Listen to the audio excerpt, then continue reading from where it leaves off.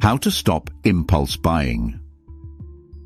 Do you frequently buy things you hadn't planned to purchase, especially when feeling bored, stressed, or emotional?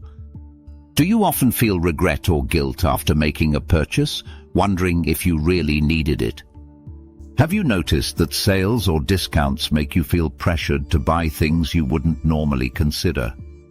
Do you struggle to stick to a budget because you often buy non-essential items?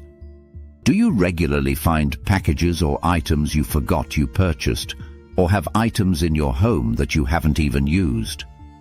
If you answered yes to any of these, it could indicate a tendency toward impulse spending.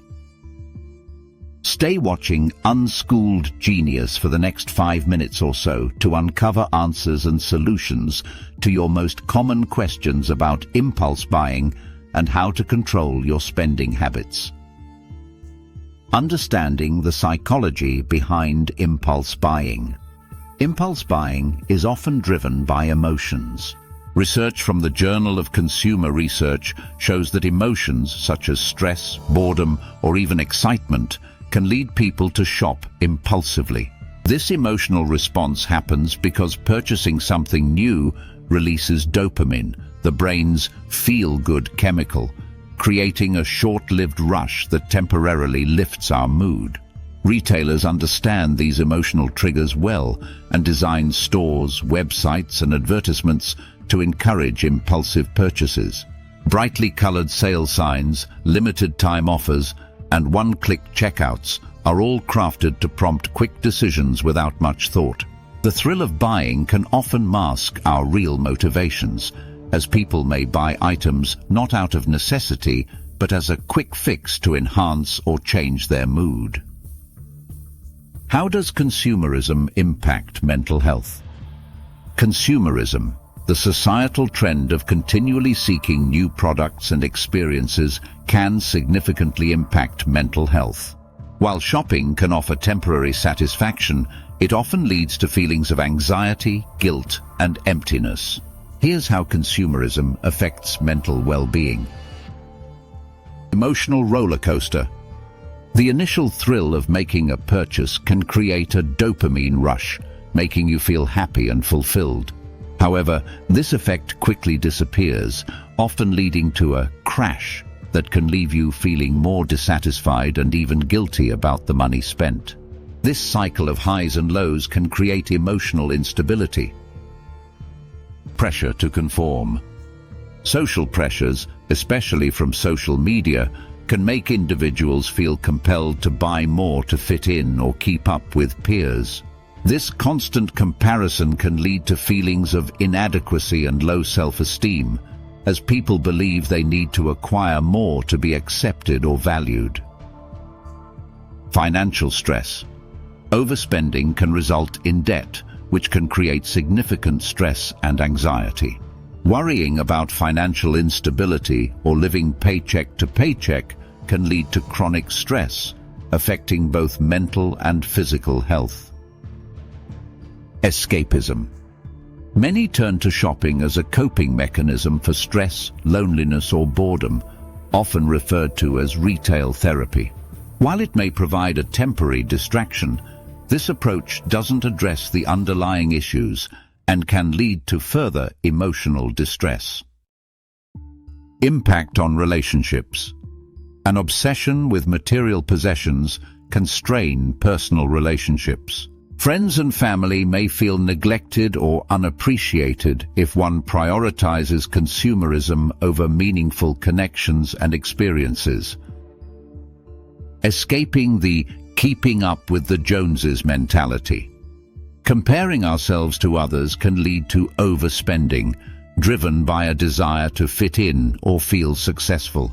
But what others have, whether it's a new car or luxury purchases on social media, rarely reflects their true happiness or financial health.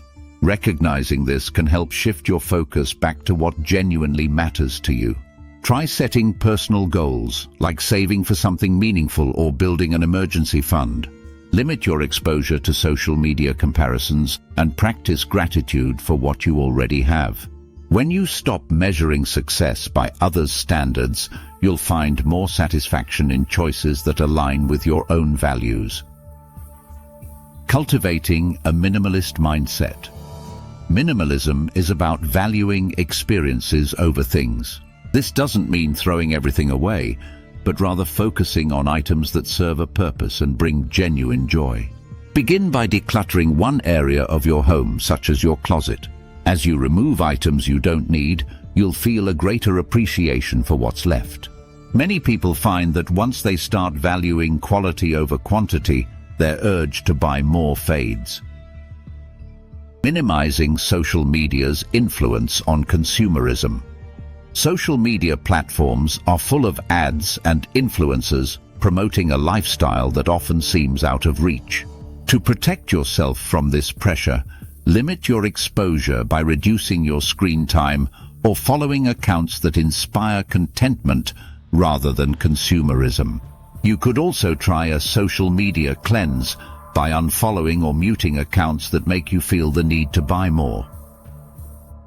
Differentiating between wants and needs. One of the simplest ways to control spending is to assess each purchase. Is this a want or a need?